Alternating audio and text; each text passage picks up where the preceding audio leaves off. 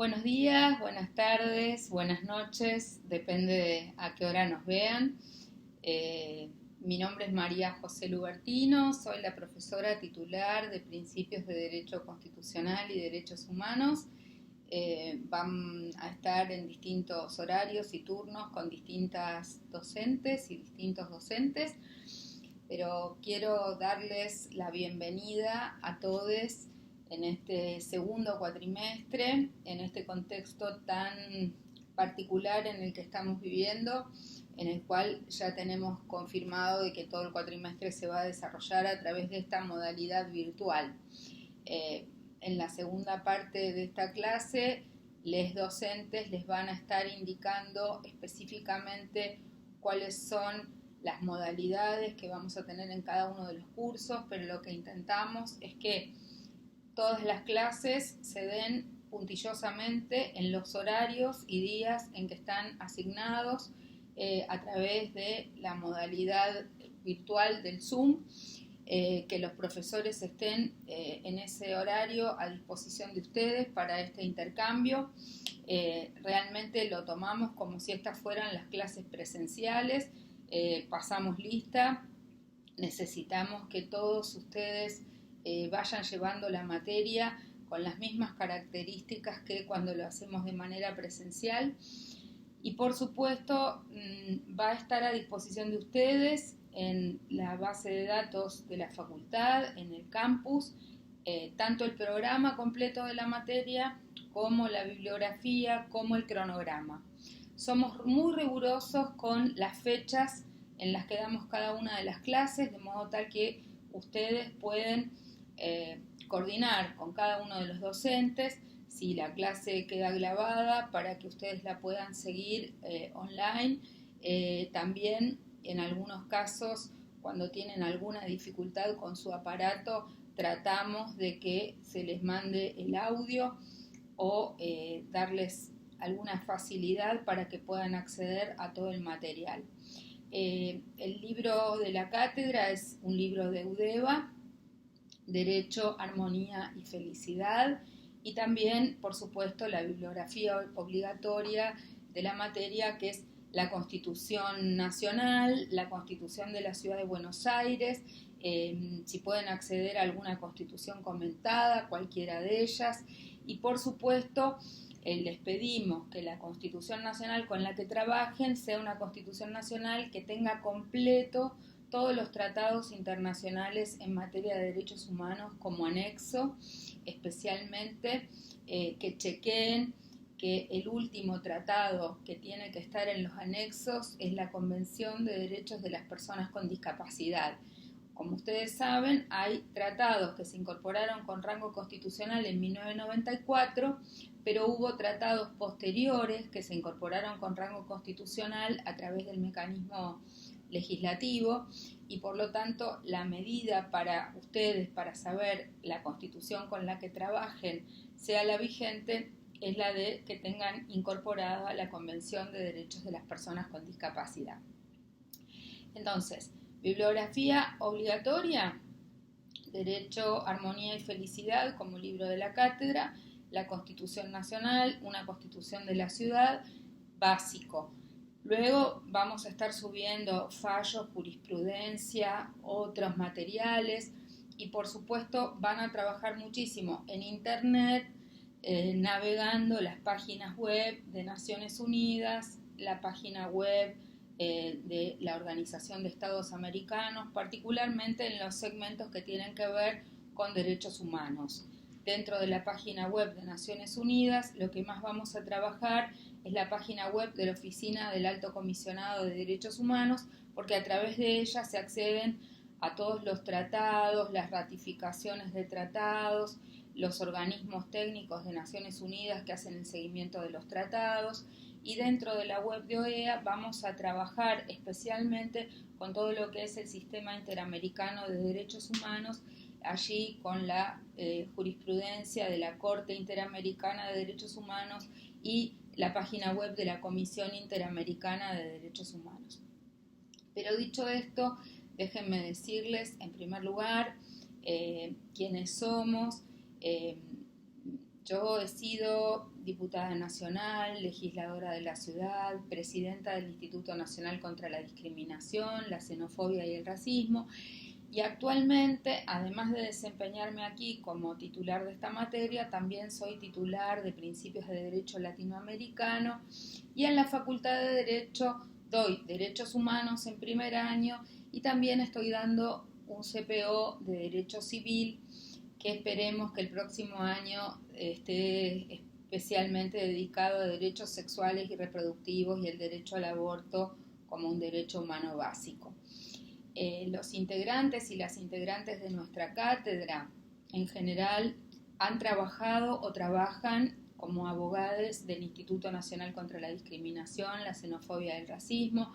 Alguna de ellas está especializada en derecho ambiental, en general todos especializados y especializadas en derecho contra la discriminación, igualdad, todos los temas que tienen que ver con acciones afirmativas, paridad. También otros han trabajado derechos de usuarios y consumidores. La mayoría de todos nosotros y nosotras estamos trabajando comprometidos en distintas organizaciones no gubernamentales como sociedad civil. Hay quienes trabajan más temas de acceso a la vivienda con sectores más vulnerabilizados. Otros y otras trabajamos temas que tienen que ver más con derecho al ambiente y diversidades. Hemos sido parte de la lucha por el matrimonio igualitario, por la ley de identidad de género. Hemos sido parte y somos parte de la lucha de la campaña por el derecho al aborto legal, seguro y gratuito. Por lo tanto, lo que les diría es que la particularidad de nuestro trabajo, de nuestra cátedra, tiene que ver con que no solamente damos de una manera teórica lo que es derecho constitucional o el derecho de los derechos humanos, sino que de alguna manera a través de lo que vamos a contarles en los ejemplos, en los casos de nuestra cátedra,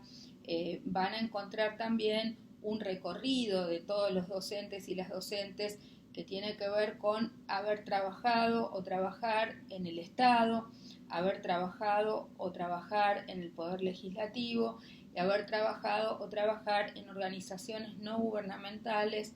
por los derechos humanos, por la diversidad, por los derechos de las mujeres, por el derecho al ambiente.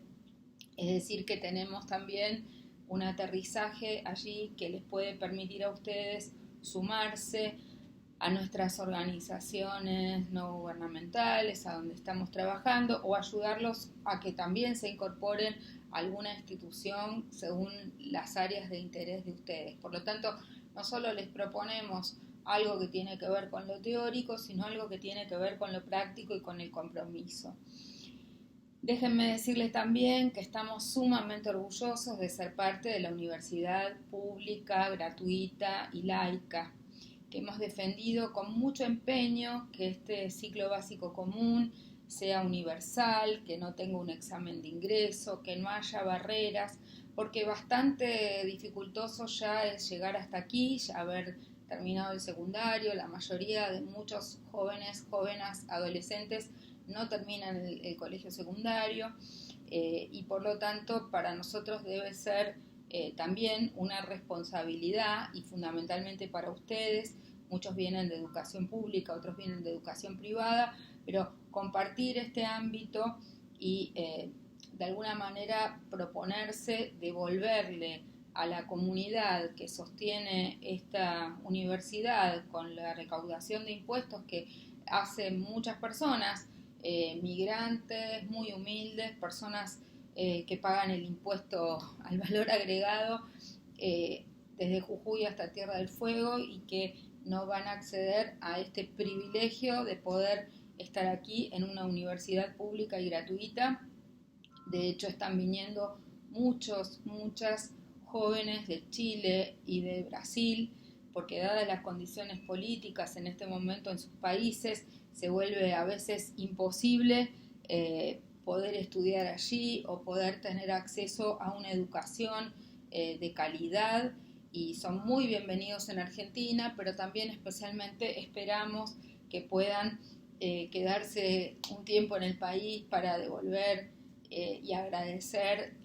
esto que están recibiendo, que nosotros creemos que el derecho a la educación es un derecho humano básico, que aspiramos a que todas las provincias puedan tener también universidades de calidad. De hecho, se abrieron muchas universidades en el Gran Buenos Aires. Eso cambió también la estructura un poco de quienes asisten a la Universidad de Buenos Aires, pero todavía sigue habiendo mucha gente del conurbano que viene a la ciudad, a esta universidad pública, y gente de otros países que viene.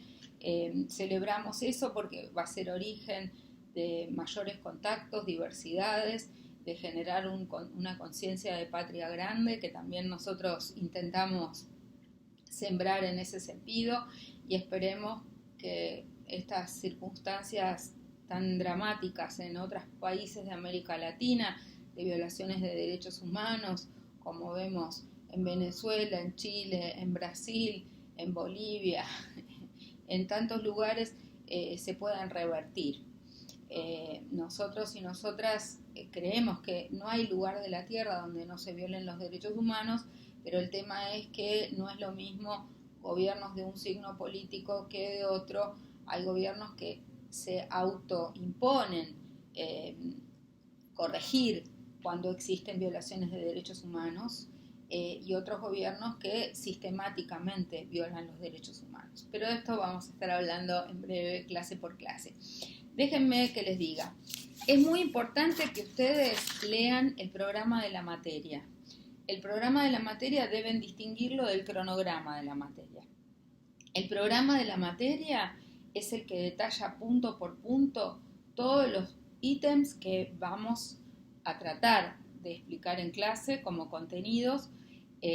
y que de alguna manera sobre los cuales también ustedes van a ser evaluados. En cambio, el cronograma pone los títulos de los temas que se van a tratar en cada clase.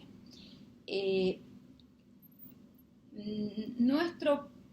libro, El Derecho, Armonía y Felicidad, hoy está llevando muy completamente todos los temas que están en nuestro programa. Por eso me parece que es importante que ustedes puedan familiarizarse con el libro, y sobre todo, digamos que la materia son principios de derecho constitucional y derechos humanos. Nosotros intentamos que la materia sea accesible para todos, vengan de la formación que vengan, y también tratamos que la materia sea útil para ustedes en su vida ciudadana. Es como una introducción a la ciudadanía, es lo que cualquier habitante de la Argentina debería saber básicamente para autodefenderse frente a la violación de sus derechos básicos. O sea, conocer la Constitución,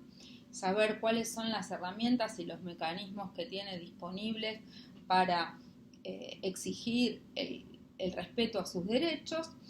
Y bueno, vamos a empezar a trabajar un poco más intensamente en que ustedes adecuen su lenguaje y su razonamiento a cómo funciona el derecho.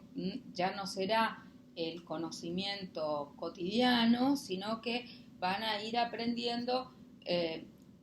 palabras y procedimientos que tienen que ver con la ciencia jurídica.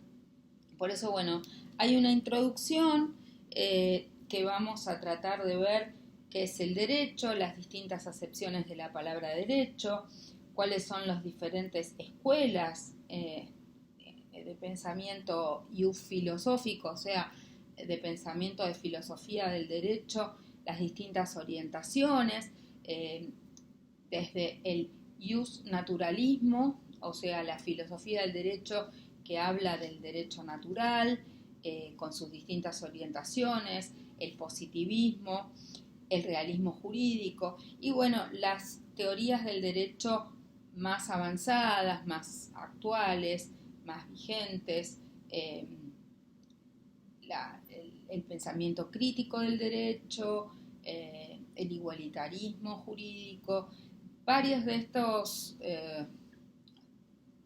temas van a ser retomados, por supuesto, en distintas materias a lo largo de la carrera, pero nos parece importante que tengan de vuelta un repaso a estos distintos abordajes.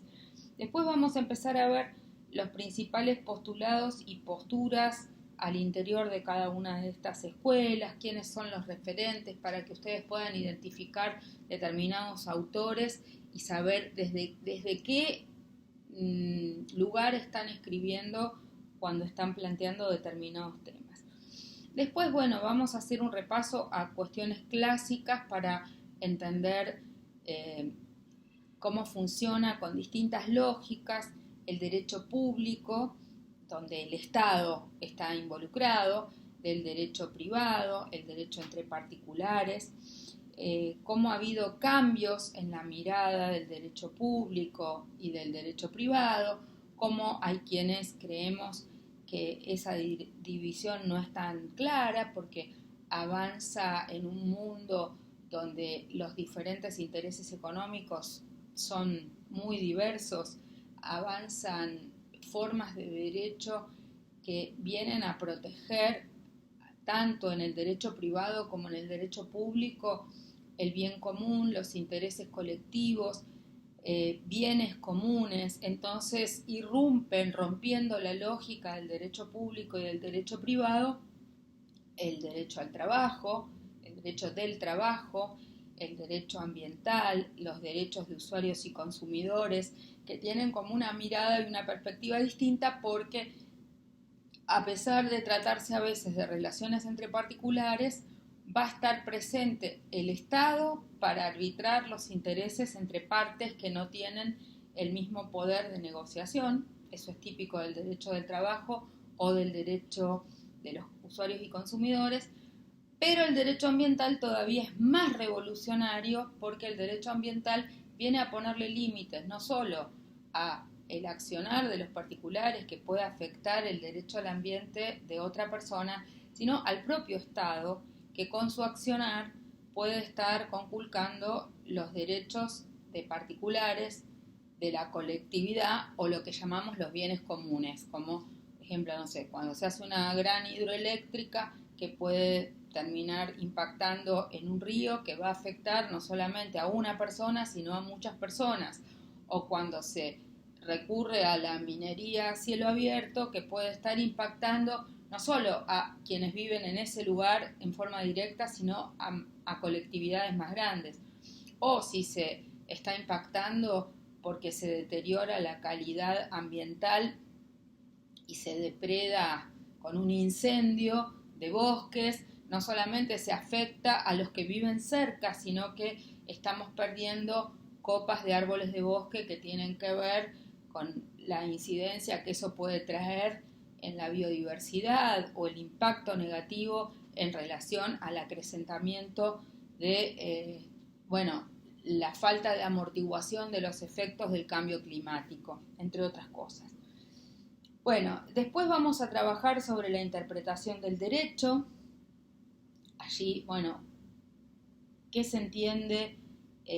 por interpretar? ¿Qué es lo que interpretamos? Las distintas actores que pueden interpretar, cómo se interpretan las leyes, qué rol cumplen los jueces en la interpretación de las leyes. Digamos que una ley puede decir muchas cosas dependiendo de quién la está interpretando, cómo se evita la distorsión interpretativa que puede hacer el Ejecutivo al reglamentar una ley o que puede hacer un juez al interpretarla para aplicarla. Eso requiere mayor claridad en las normas y que no queden cuestiones difusas que deben afinarse en el momento de la redacción o de la elaboración de las leyes o de los tratados. ¿Quién dirime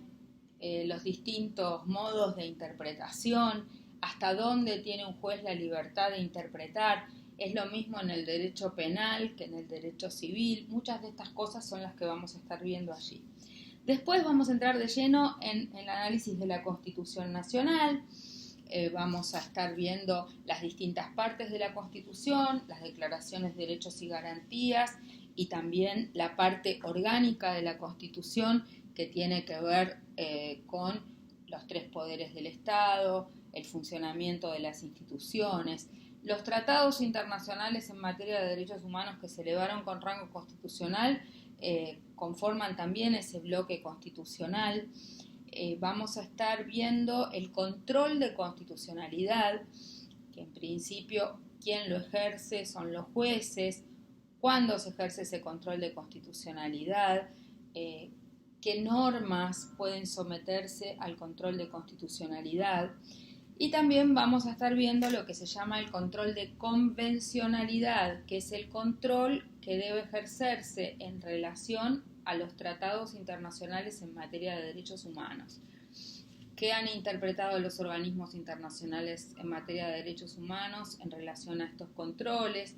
¿Qué ha interpretado la Corte Suprema de Justicia? En el último tiempo hubo, después del último cambio de la Corte Suprema, alguna interpretación restrictiva de la jurisprudencia de la Corte Interamericana de Derechos Humanos. Bueno, un poco vamos a tratar de introducirlos sobre todos estos temas.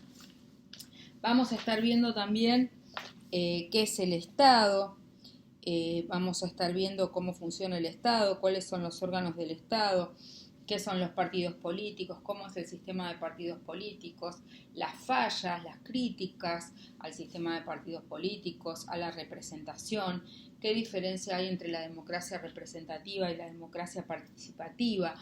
cuáles son los instrumentos y las instituciones más avanzadas en el mundo y en nuestro país, cómo la Constitución de la Ciudad de Buenos Aires es más avanzada que la Constitución Nacional en esta materia, pero sin embargo cómo no se han cumplido muchos de los mandatos de la Constitución.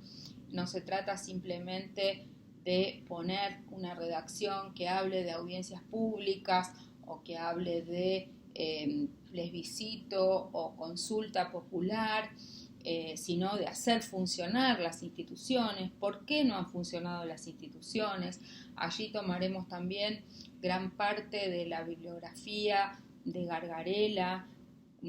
donde habla de alguna manera la sala de máquinas de la Constitución, y dice que el nuevo constitucionalismo latinoamericano, con sus constituciones más avanzadas, como son la de Bolivia o la de Ecuador, han hecho un largo catálogo de derechos,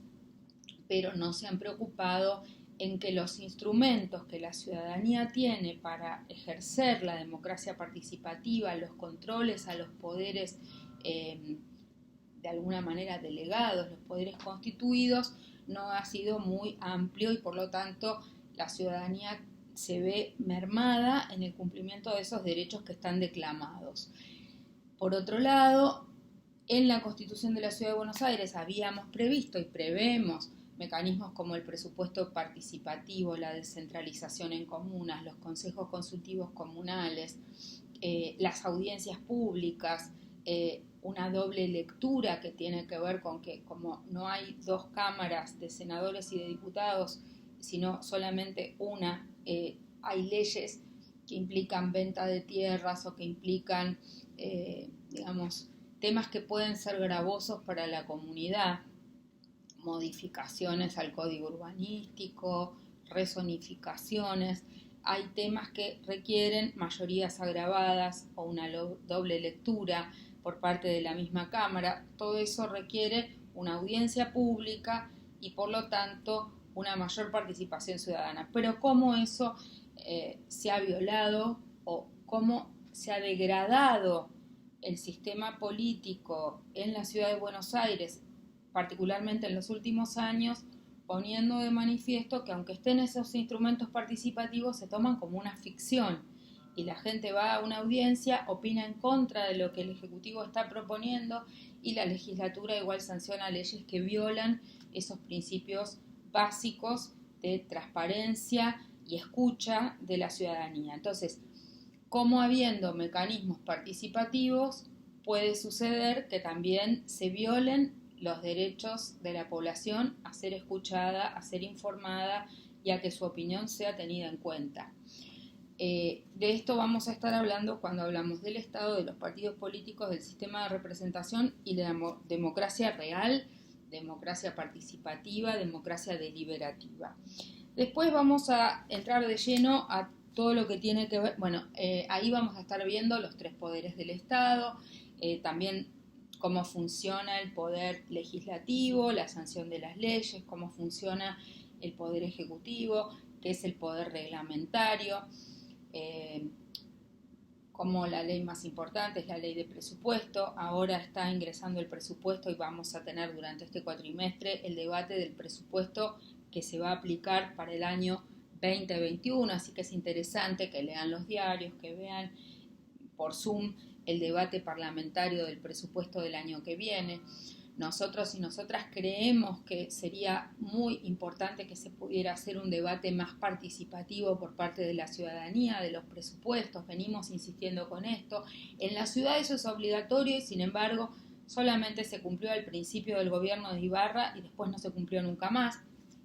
y eso es muy grave, pero demuestra que hay una manera distinta de pensar y de actuar las instituciones de la política, que muchos de los problemas que tenemos tienen que ver con que el sistema representativo se va separando cada vez más de lo que la gente piensa y dice, y que solamente se recurre a campañas electorales para captar el voto, pero que no hay una vivencia cotidiana de la democracia, que es un poco lo que todos pretenderíamos. Bueno, después entonces vamos a ver derecho internacional de los derechos humanos, qué son los derechos humanos, cómo dependiendo de cuál es la doctrina filosófica a la que uno adscriba, algunos ven los derechos humanos como algo que es innato al hombre, como dado por la naturaleza, otros por el derecho divino, y cómo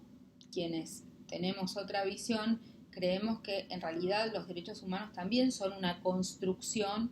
política, cultural, que se ha ido dando a lo largo de los años. Por eso es que los derechos humanos crecen, se expanden a medida que mayor cantidad de colectivos, ciudadanos, se empoderan de sus propios derechos o exigen que esos derechos sean reconocidos. Así ha pasado con las mujeres, con las personas con discapacidad, sucede con los derechos de las personas de distintas diversidades sexuales, étnicas, que pelean por sus derechos y han logrado la ley de matrimonio igualitario, la ley de identidad de género, aunque todavía haya un abismo entre la no discriminación y el cumplimiento de todos sus derechos, se avanza con el cupo laboral trans, que ahora está para el Estado, pero tendremos que discutirlo para las empresas privadas, se avanza con el cupo laboral para las personas con discapacidad, se avanzó con la ley de paridad en los cargos políticos para las mujeres del 50 y 50, es decir, se van generando nuevas, no son nuevas necesidades, se van generando reconocimiento de nuevos derechos a partir de que determinados colectivos luchan por ese reconocimiento y el Estado los va teniendo que habilitar. Hemos logrado hace muy poquito que el gobierno declarara por decreto como servicio esencial el Internet, la telefonía celular, y nosotros y nosotras creemos que eso es un derecho humano básico en estas alturas civilizatorias y más en este contexto de pandemia. Necesitaríamos una ley que ratifique todo esto. Necesitamos, en muchos casos, que la propia legislación se adecue en ese reconocimiento. Por ejemplo, nosotros sabemos que el derecho al ambiente es un derecho. Está consagrado en el protocolo facultativo del derecho de los derechos económicos, sociales y culturales en la órbita latinoamericana. Lo tenemos en el artículo 41 de la Constitución Nacional. Sin embargo, a nivel global, somos en este momento más de 400 organizaciones de todo el mundo que luchamos por el reconocimiento del derecho a un ambiente sano a nivel global, que como tal no está consagrado en ningún tratado, aunque tanto la jurisprudencia de la Comisión Interamericana de Derechos Humanos como la jurisprudencia de la Corte del Tribunal Europeo de Derechos Humanos lo han derivado de otros derechos que están consagrados, por ejemplo el derecho a la salud. Pero fíjense qué derecho tan importante que hoy nadie negaría que sin embargo no está expresamente reconocido en ningún tratado internacional de la órbita global. Bueno, derechos humanos, vamos a estar viendo todos los tratados que están incorporados con rango constitucional. Ahí va a ser muy importante que ustedes naveguen en esa web de la Oficina del Alto Comisionado de Derechos Humanos para ver los distintos mapas del mundo, para ver cuáles tratados han sido suscriptos y ratificados por más países, cuáles menos, ver en cada caso los organismos. Hay un PowerPoint que yo les dejo con los docentes, un PowerPoint nuestro que muestra de alguna manera cuáles son los organismos de derechos humanos a nivel internacional, los organismos técnicos del sistema de Naciones Unidas que van a hacer el monitoreo de cada uno de los tratados. Vamos a ver que hay 3 mecanismos básicos a nivel internacional para la defensa de los derechos humanos que tienen que ver con la obligatoriedad de los estados que suscriben esos tratados de presentar informes que son rendidos como si fueran un examen cada X 4 o 5 años frente a cada organismo internacional, donde los funcionarios del Estado argentino tienen que rendir cuentas de cómo van llevando adelante los compromisos asumidos de manera obligatoria, vinculante en cada uno de esos tratados. Convención de los Derechos del Niño ante el Comité de los Derechos del Niño. Convención sobre la eliminación de todas formas de discriminación contra la mujer ante el Comité sobre la eliminación de todas formas de discriminación contra la mujer. Convención de los Derechos de las Personas con Discapacidad ante el Comité de Derechos de las Personas con Discapacidad, y así sucesivamente. Además de la rendición de cuentas a través de los informes periódicos, el otro mecanismo internacional es el de peticiones. Peticiones quiere decir que una persona particular afectado en su derecho humano o un colectivo afectado o una organización no gubernamental en protección o en defensa de esa persona o de ese colectivo pueden recurrir a través de una acción, es como si fuera una acción de amparo a nivel internacional a esa petición, presentan esa acción ante cualquiera pertinente al derecho violado, cualquiera de los organismos técnicos de la órbita de Naciones Unidas, o en el caso del sistema interamericano ante la Comisión Interamericana de Derechos Humanos. Y es como una especie de mini juicio de un particular que puede llegar a la órbita internacional. Fíjense que esto es muy interesante porque todo el derecho internacional es el derecho de los estados entre sí. En cambio, el derecho internacional de los derechos humanos, en el derecho internacional de los derechos humanos, las personas individuales también son sujetos de derecho. Eso es la única alteración en la lógica de que el derecho internacional es un derecho entre estados. El derecho internacional de los derechos humanos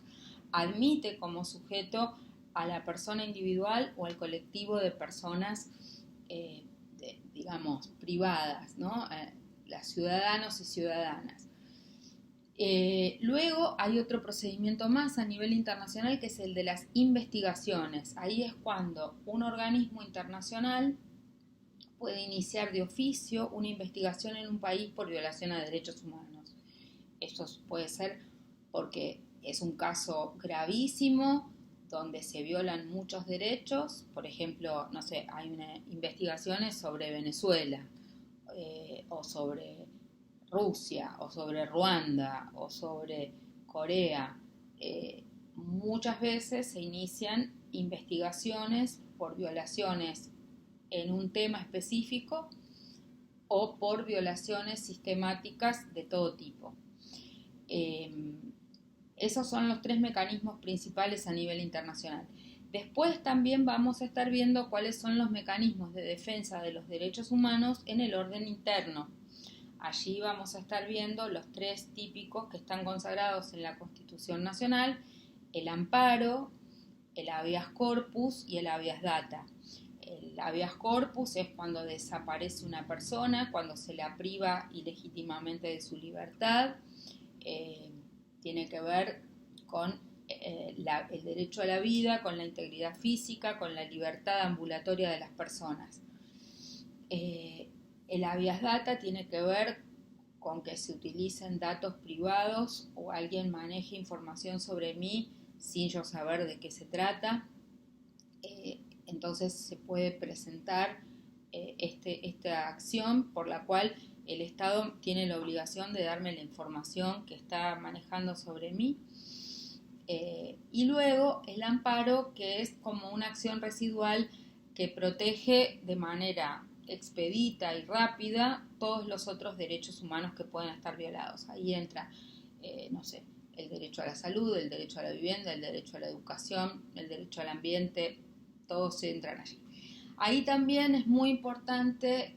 después de la reforma constitucional de 1994, los cambios que introduce, que además de haber lo que se llama el amparo individual, que es cuando un ciudadano ve violado su derecho, pide que se abstengan de seguirlo violando, puede pedir una indemnización por aquellos daños que se le ocasionaron, pero también se incorpora lo que llamamos el amparo colectivo. Ahí es cuando una persona o una organización no gubernamental o un conjunto de personas van a defender un derecho que no es solo personal, individual, como un derecho subjetivo propio de cada uno de ellos, sino que van a defender un derecho que también abarca a un colectivo que excede a los que están demandando. El caso típico es cuando alguien va a plantear una acción de amparo en defensa de los derechos de usuarios y consumidores. Yo puedo ir contra Edenor, contra Edesur, contra Metrogas y hacer un planteo, pero no voy a, probablemente yo esté planteando que hay algo que está funcionando mal que no me afecta solo a mí, sino a una colectividad. Ahí estamos hablando de un amparo colectivo. Esto es interesante porque tiene otras reglas y tiene otros efectos erga omnes, o sea que va a repercutir si es favorable en el resto de los que no participaron en esa causa, y si es negativo solo afectará a quien haya accionado, porque los que no estuvieron formando parte de la causa judicial no se podrán ver afectados de manera negativa por una causa que ellos no fueron parte. Lo mismo pasa con el derecho al ambiente. Los amparos ambientales tienen un aspecto que puede ser individual o particular, si yo quiero demandar daños y perjuicios por algo que me perjudicó, por una contaminación que me afectó a mí de manera directa, pero tienen otros aspectos que son colectivos. La causa típica, el fallo típico que les vamos a pedir que miren, es la causa Mendoza. La causa Mendoza es la causa histórica desde el año 2006, el primer fallo de la Corte que habla de el saneamiento de la cuenca Matanza-Riachuelo. Una de nuestras ONGs, donde somos parte de la Asociación Ciudadana por los Derechos Humanos que yo presido, es una de las 5 organizaciones no gubernamental que forma parte del cuerpo colegiado de organizaciones de la sociedad civil que llevamos el monitoreo de lo que el Estado nacional, provincial y de la ciudad deben hacer con el saneamiento de la cuenca Matanza-Riachuelo, que la verdad sea dicho ha sido en algunos momentos más, en otros menos, en el contexto de estos más de 12 años, bastante crítico y todavía mucho falta por hacer. Pero volviendo al punto, el fallo del 2006 de la causa Mendoza y el fallo del 2008 marcan claramente la diferencia entre los intereses subjetivos individuales de la señora Mendoza y de todos los que se presentaron en esa denuncia, y les dice: cuando piden por daños y perjuicios para ustedes, esto tramita por un juicio ordinario. Cuando ustedes están planteando que cese la contaminación y que se remedie lo que se ha ocasionado, esto funciona como un amparo colectivo, como un amparo ambiental, y de alguna manera la Corte Suprema de Justicia de la Nación, al tratarse de una causa interjurisdiccional donde estaban implicadas 2 provincias y la Nación, lo toma como un amparo colectivo, como un amparo ambiental que tramita en principio ante la Corte Suprema de Justicia de la Nación. Luego, ahora la ejecución de sentencia está a cargo de un juez de grado, pero de hecho la Corte llevó durante mucho tiempo y siempre se mantiene como vigilante, cada tanto convoca a audiencia pública para ver cómo avanza el saneamiento de la cuenca Matanza-Riachuelo. Pero les estoy dando ejemplos de cómo funcionan de manera diversa el amparo individual, el amparo colectivo.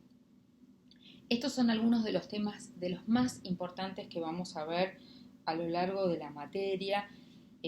Bueno, por supuesto, hay temas que tienen que ver con el derecho internacional público, que van a volver a ver el derecho internacional público, no sé, el orden jerárquico de los tratados en relación a las leyes, en relación a la Constitución. Hay temas que vamos a ver, que ya en su momento tenían grandes debates teóricos, pero ahora están como saldados por la reforma constitucional. Y después vamos a intentar ver cosas más prácticas, como a lo largo del cuatrimestre qué temas se planteen de interés de ustedes, de nosotros, en los medios de comunicación, para ver cosas concretas en relación a los derechos humanos que vamos a estar conversando y discutiendo. Seguramente habrá debates sobre temas que tienen que ver con derechos sociales, económicos, no sé, pienso en estos días, bueno, el impuesto a las grandes fortunas, implica una tensión entre el derecho de propiedad y derechos sociales para todos, cómo se procesan esos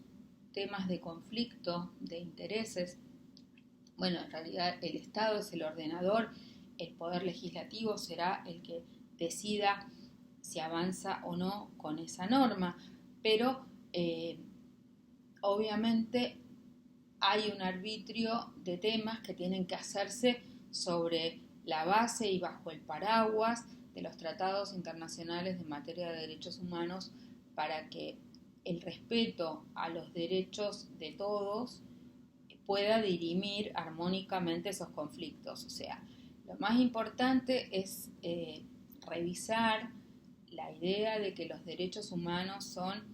indivisibles, interdependientes, universales, pero obviamente la interpretación de dónde empieza un derecho y dónde termina otro es un tema, y sobre todo es un tema cuándo y quién decide cuando hay tensión entre dos derechos. A veces esto puede tener con intereses económicos en conflicto y otras veces puede tener que ver con cuestiones ideológicas. Entonces, vamos a tener temas de tensión, por ejemplo, en materia de derecho a acceso a la vivienda, o en materia de acceso a la salud pública, o en materia de derecho a la educación. Hay a veces temas que son de debate ideológico y otras que tienen que ver con decisiones económicas. Por ejemplo,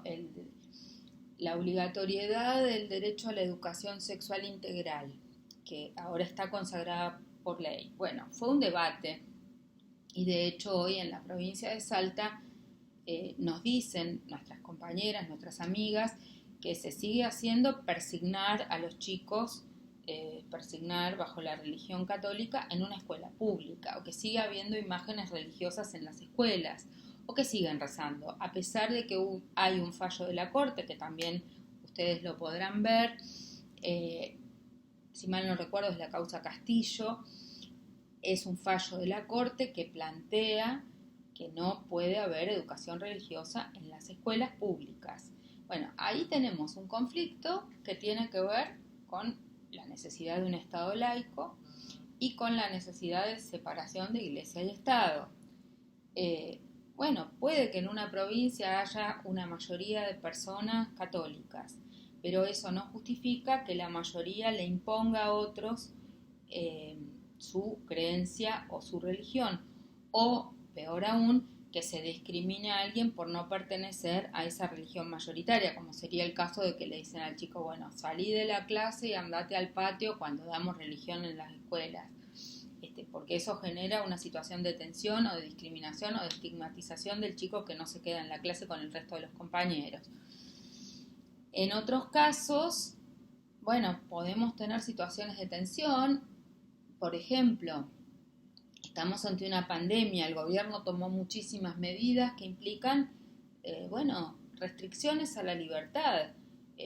Al principio, ahora está todo flexibilizado, no se cumple, etcétera, pero si yo te digo, las vacunas son obligatorias,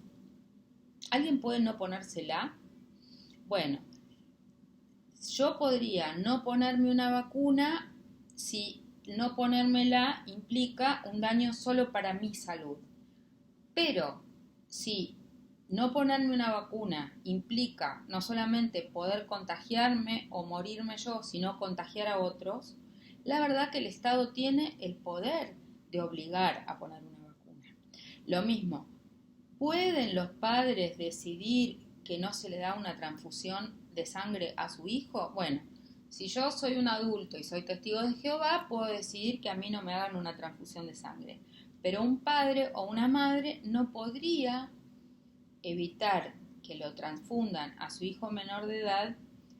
por el solo hecho de ser ellos testigos de Jehová, porque implicaría una accionar por lo menos irresponsable en relación a la salud de un niño o niña que no puede decidir por sí, por lo menos en los primeros años de vida. Hay muchísimos casos de tensión. En general, toda la gama de tensiones entre el derecho al ambiente es con el derecho de propiedad. Es decir, alguien es dueño de un territorio. ¿Puede hacer cualquier cosa en ese territorio? ¿Puede gastarse todo el agua para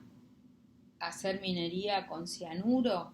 aunque el río que pasa por su terreno después vaya a llevar el cianuro a la población siguiente?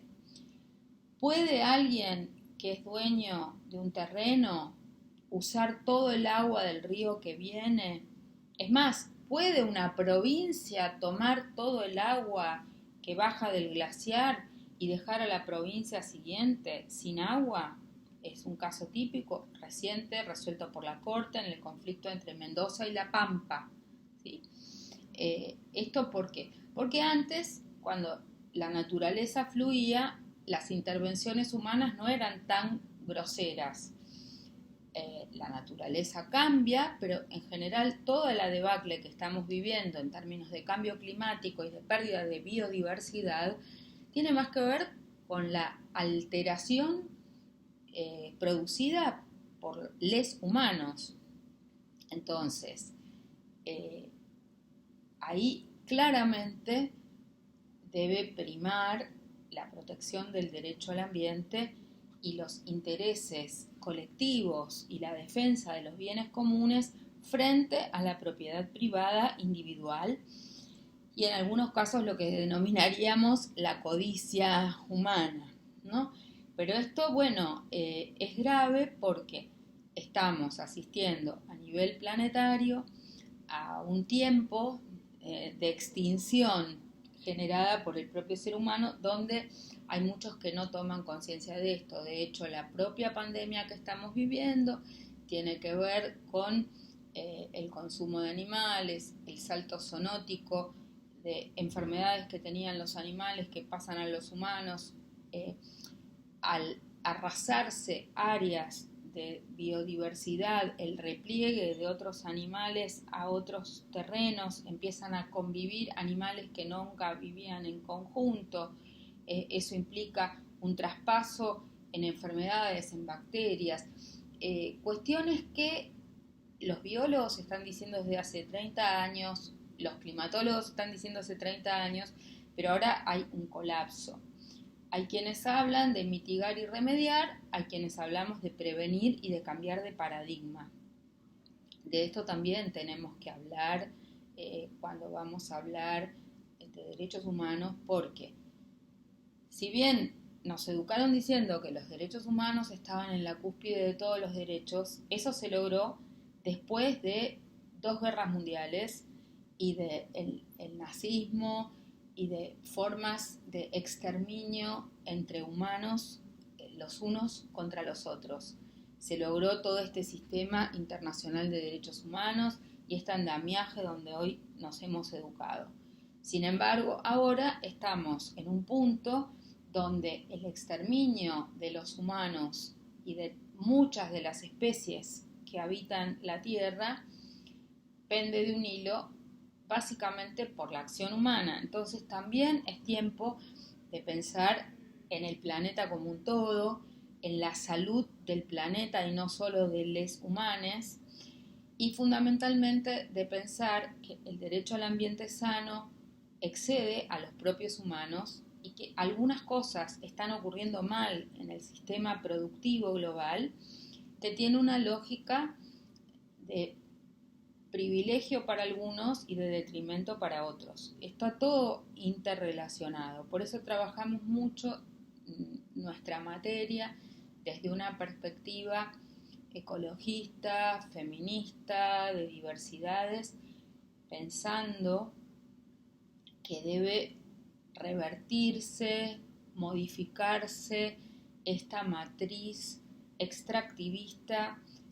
que hace que quememos como humanidad, ¿no? Que quememos el Amazonas, quememos Australia, quememos el humedal en Entre Ríos, que contaminemos con minería a cielo abierto. Acaba de salir un fallo en Chile prohibiendo Pascualama, pero el gobernador de San Juan pide que Pascualama se mude del lado sanjuanino, cuando en realidad el Tribunal Ambiental chileno lo que está diciendo nadie quiere que una empresa se vaya de su país, pero lo que están diciendo es que no pueden destruir, contaminar, enfermar, matar. Entonces, poco se resolvería a nivel planetario, evitando que se contamine en Chile y pasando la explotación minera de Pascualama a Argentina. Extractivismo minero, extractivismo sojero, extractivismo urbano, son los grandes ingredientes. Vimos el debate por el tema de la producción industrial de cerdos, debate que no está del todo saldado. Nosotros y nosotras creemos que debe haber un replanteo de paradigma en cuanto a cómo producir la riqueza, quién, cómo y para quién se produce esa riqueza. Hasta ahora todos los que dijeron que había que producir más y mejorar la productividad para distribuir después, eso ha fallado. Cada vez el poder económico está concentrado en menos manos a nivel planetario. Son muy pocos los que están en la lista de los multimillonarios globales. Esto se reproduce en la Argentina. En la Argentina, un país rico en recursos naturales, en extensión territorial, estamos todos hacinados en 16 ciudades. El 93% de la población del país está concentrado en 16 ciudades y la mayoría, más de la mitad, estamos en el AMBA, y ahora estamos como estamos, donde nos tenemos que quedar en casa porque la contaminación, porque la pandemia. Entonces hay que repensar demográficamente la Argentina, hay que repensar productivamente la Argentina, hay que volver a hacer amable y habitable la convivencia en las ciudades, tratando de desconcentrar Buenos Aires, tratando de descentralizar Buenos Aires, tratando de volver a urbanizar el país con ciudades urbanas que permitan que haya un consumo de alimentos en la zona, que se produzcan los alimentos que se consuman en las ciudades, que la energía se genere en las inmediaciones del lugar donde se va a consumir, sin necesidad de grandes transportes de energía de una punta a la otra del país, porque eso va a disminuir la huella ecológica, porque eso va a hacer disminuir el gasto energético y el gasto de recursos, y porque va a permitir que nuevas poblaciones, viejas poblaciones que son ciudades y pueblos abandonados en la provincia de Buenos Aires y en muchos lugares del país vuelvan a tener vida. Pero eso requiere que las personas en esos lugares tengan acceso a educación de calidad, a salud de calidad, a cultura.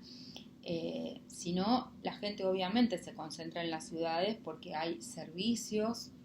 de educación, de salud y de cultura. De hecho, fíjense lo que está pasando con la pandemia y la falta de recursos de salud en Jujuy o en Salta. O sea, la gente se concentra en las inmediaciones de Mendoza, de Córdoba, de Rosario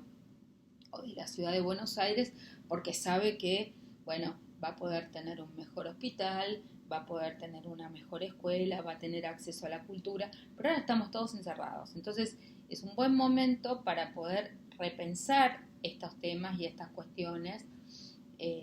Esto que estoy diciendo tiene que ver con mis actuales reflexiones, con los temas que me parece que tenemos que discutir y conversar, y obviamente esta materia que es introductoria a la universidad, al derecho constitucional, a los derechos humanos, tiene que estar pensada en este contexto, ¿no? En el contexto en el que nos toca vivir y cuestionar el modelo capitalista, patriarcal, extractivista. Así que los y las invito a leer materiales al respecto. Si me siguen en las redes sociales, estamos todo el tiempo posteando información sobre estos temas, sobre estos debates. Las feministas, las ecologistas, las ecofeministas, estamos trabajando estos temas, estamos pensando que un país distinto es posible, que un planeta distinto es posible, que una ciudad es posible de diferente, que el derecho tiene que ser un instrumento de cambio para lograr los cambios que nos hacen falta para nosotros, para nuestros hijos, para nuestros nietes y para las generaciones futuras por las que también tenemos que pensar. Así que bueno, yo espero inspirarlos a pensar cosas distintas. Soy @lubertino en Twitter, María-José-Lubertino en Instagram y María José Lubertino en Facebook. Estaré allí invitándolos a reuniones, seminarios, debates, que ahora muchos se hacen en Zoom. Tenemos pronto el Encuentro Nacional de Mujeres, que ahora es el encuentro plurinacional de mujeres lesbianas y disidencias en octubre. Y bueno, estamos en un año muy especial, se cumplen 25 años de la Conferencia Mundial de la Mujer, lo que llamamos Beijing más 25, así que muchos de estos temas van a estar en debate. Ahora tenemos un Ministerio de la Mujer, estamos repensando muchas normas y muchas leyes que tienen que ver con los cuidados, el cuidado de los adultos mayores, el cuidado de las niñas, el cuidado de las personas con discapacidad. Estos temas probablemente estén muy en boga en este cuatrimestre y en este año, pero también hay miles de temas que nos encantaría poder ir compartiendo con ustedes a lo largo de estas clases. Tenemos una defensora de niños, niñas y adolescentes. Me parece interesante que se pongan a seguir en las redes a ONU Argentina, ONU Mujeres Argentina, UNICEF Argentina, o sea, todos los organismos y las redes sociales de distintas organizaciones no gubernamentales que les pueden dar insumos también para esta materia. El CELS, ASIG, Asociación Ciudadana por los Derechos Humanos, FARN, que es Fundación Ambiente y Recursos Naturales, no sé, todo el tiempo estamos pensando temas y cosas que los puedan nutrir a ustedes, no solo como estar en un compartimento cerrado, estanco, sino también interactuar con los debates y las cosas que están sucediendo en el mundo exterior. En este momento, muchos debates en la Cámara de Diputados se pueden ver por Zoom, los debates de la legislatura se pueden ver por Zoom, todo el tiempo pasan cosas y estaría bueno que pudieran, además de leer nuestro libro de texto de la cátedra, además de venir a las reuniones presenciales cada semana, estaría muy bueno que puedan interfase, mirar cómo es realmente un debate en la legislatura, mirar cómo es un debate en la Cámara de Diputados, ver si se pasa a una audiencia de la Corte, porque me parece que es la manera de aprender, ver cómo funcionan las cosas en la realidad. Y también leer mucho y estar atento y atentas a los debates que está habiendo. Apagar un poco la televisión y tratar de ir en profundidad a algún debate un poco mayor. Está discutiéndose mucho sobre las ciudades post-COVID, el mundo post-COVID. Hay interesantes personas y personalidades que merecen la pena ser escuchadas y ser oídas. Estamos impulsando un pacto ecológico para toda América Latina. Estamos impulsando una serie de acciones para la ciudad de Buenos Aires. Desde la ciudad somos quienes la habitamos. O sea, les cuento y les comparto cosas en las que yo estoy que retroalimentan que podamos dar esta materia de una manera distinta, y me parece que además ustedes son los principales interesados en poder pensar en perspectiva y no solamente a hacer un aprendizaje mecánico. Así que bueno, muy bienvenidos a la facultad, a la Universidad de Buenos Aires, y espero darles pronto la bienvenida en la Facultad de Derecho. Así que lo mismo, saludar a los de traductorado. No me quiero olvidar que siempre hay gente de traductorado, no es solo abogados, pero bueno, espero que les sea de interés ciudadano todo lo que van a aprender en esta materia.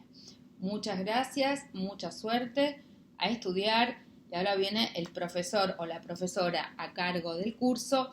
para contarles más detalles sobre el programa, la metodología, las evaluaciones y todas las cosas que ustedes quieren saber. Y espero que tengan un fructífero intercambio y que se cuiden mucho, no se descuiden, sigamos adelante manteniéndonos a distancia, pero cerca en lo emocional y en lo efectivo. Ha sido un gusto y estoy en contacto con ustedes a través de todas las redes y a través de sus profesores y comisiones. Hasta la semana que viene.